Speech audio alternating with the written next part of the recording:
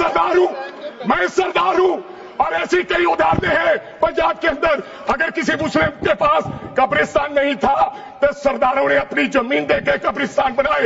यह कौन सा अधिकार है कि मैं किसी को चीज दान देना चाहता हूं?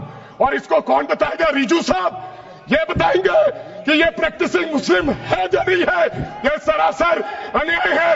कल को श्रोमणी गुरुद्वारा प्रबंधक कमेटी 1925 का सिखों का जो एक्ट है आप उसमें भी संशोधन करेंगे।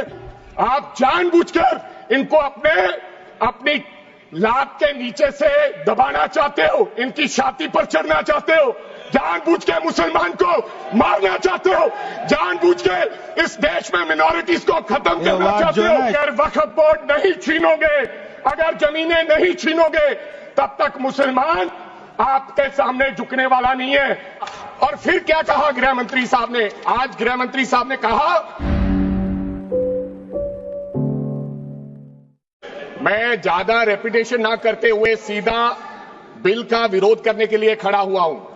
मैंने आज देश के गृह मंत्री का अच्छे तरीके से भाषण सुना और उन्होंने बार बार एक ही बात को, 2-3 बातों को ज्यादा जोर दिया। एक तो उन्होंने कहा कि विरोधी दल भ्रम फैला रहे हैं, मुसलमानों के बीच डर फैला रहे हैं। ये हमने फैलाया हुआ डर नहीं है। जब देश के मुसलमान को लगा कि देश में बीजेपी में 240 संसदों में एक भी मुसलमान सांसद नहीं है, हमारे लिए जगह नहीं है, तो वो डरने लगा। जब आपने कब्रिस्तान की बात की, आपने शमशान घाट की बात की, तो वो डरने लगा।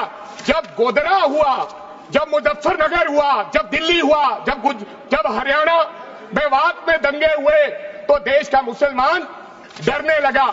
और फिर क्या कहा गृह मंत्री साहब ने? आज गृह मंत्री साहब ने कहा कि 2013 का बिल अगर नहीं आता, यूपीए नहीं लेकर आती, तो आज इस बिल की जरूरत नहीं थी। क्यों बिल लाए? क्योंकि आपको पता चल गया कि देश का मुसलमान हमारा साथ नहीं दे रहा। हमने हथकंडे अपना लिए, हमने आरएसएस की नीति अपना ली, हमने डंडा अपना लिया, दंगे हो गए, लेकिन मुसलमान हमारे साथ आने के लिए तैयार नहीं है। फिर आपको पता चला, आपने एक और आंकड़ा दिया, आपने कहा 1913 से 2013 तक केवल 18 लाख मुसलमानों का जमीन था और 2013 से अब तक 21 लाख और हो गया, यानी कि 39 लाख टोटल जमीन हो गया। तो आपको किसी ने समझाया मुसलमान को अगर आपके बस में करना है, ये आरएसएस की नीति नहीं अपनाएगा जितनी देर आप इनकी सांस प्रणाली बंद नहीं करोगे। अगर वक्फ बोर्ड नहीं छीनोगे, अगर जमीनें नहीं छीनोगे, तब तक मुसलमान आपके सामने झुकने वाला नहीं है। जैसा आपने पंजाब में करने की कोशिश की, किसान झुका नहीं, पंजाब के लोग नहीं झुके, सिख नहीं झुके, तो आपने एमएसपी का झगड़ा आज तक डाला हुआ है कि किसान की सांस प्रणाली बंद कर दो तो पंजाब अपने आप झुक जाएगा। आर्थिक जब झुक जाएगा तो हमारी ईन मान लेगा और हमारे साथ आ जाएगा। आदरणीय सर, आपने बार बार कहा, आज गृह मंत्री साहब ने कहा गवर्नमेंट प्रॉपर्टी पर किसी का अधिकार नहीं है, पंचायत की जमीन कोई दान नहीं दे सकता है। मैं आपको इसके पीछे लोचा क्या है, इसके पीछे छुपा हुआ राज क्या है?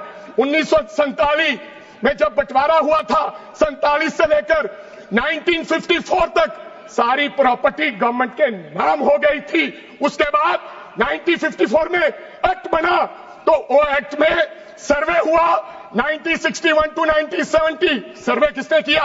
कलेक्टर ने। अगर पंजाब की, हरियाणा की, हिमाचल की बात करूं तो डिविजनल कमिश्नर अंबाला बैठते थे, उन्होंने सर्वे किया, तहसीलदारों ने सर्वे किया, तो वक्फ बोर्ड को यह जमीन देने का काम किया। अब क्या हो गया? जैसे राहुल गांधी कर्नाटक में भाषण देते हैं, गुजरात में मुकदमा दर्ज होता है, सजा हो गई। गवर्नमेंट की प्रॉपर्टी तो 1947 और 1954 में तो सारी प्रॉपर्टीज गवर्नमेंट की थी।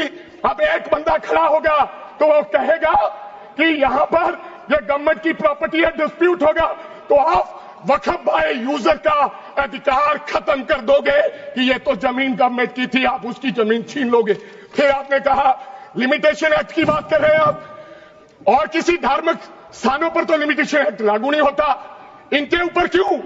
आप जानबूझकर इनको अपनी लात के नीचे से दबाना चाहते हो, इनकी छाती पर चढ़ना चाहते हो, जानबूझ के मुसलमान को मारना चाहते हो, जानबूझ के इस देश में मिनॉरिटीज को खत्म करना चाहते हो। इसको एक्सपांड करना, जानबूझ के मारना चाहते हैं मुसलमान को, फिर और लोगों पे होगा।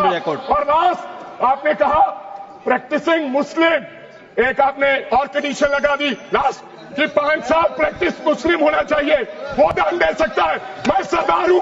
मैं सरदार हूं और ऐसी कई उदाहरणें हैं पंजाब के अंदर। अगर किसी मुस्लिम के पास कब्रिस्तान नहीं था तो सरदारों ने अपनी जमीन देकर कब्रिस्तान बनाए। ये कौन सा अधिकार है कि मैं किसी को चीज दान देना चाहता हूं? और इसको कौन बताएगा? रिजू साहब ये बताएंगे कि ये प्रैक्टिसिंग मुस्लिम है या नहीं है? ये सरासर अन्याय है। कल को श्रोमणी गुरुद्वारा प्रबंधक कमेटी 1925 का सिखों का जो एक्ट है आप उसमें भी संशोधन करेंगे। आपको लगता है पहले मुस्लिम मारेंगे, फिर सिख मारेंगे, फिर क्रिश्चियन मारेंगे? ये आपकी सोच है और मैं बिल का विरोध करता हूं। खबरों में बने रहने के लिए फोरम 4 को सब्सक्राइब करें और नोटिफिकेशन पाने के लिए बेल आइकन दबाएं।